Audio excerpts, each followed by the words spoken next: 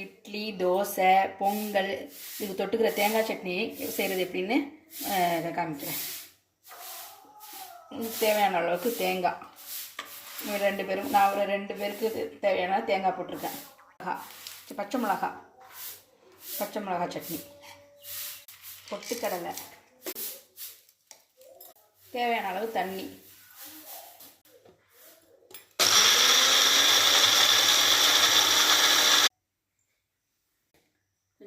எண்ணெய்,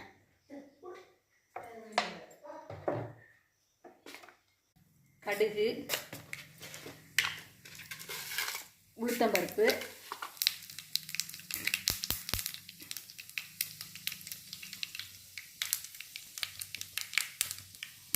கொஞ்சம் கருவேப்பிலை. இட்லி, தோசை, பொங்கல் எல்லாத்துக்கும் சட்னி நல்லாயிருக்கும்.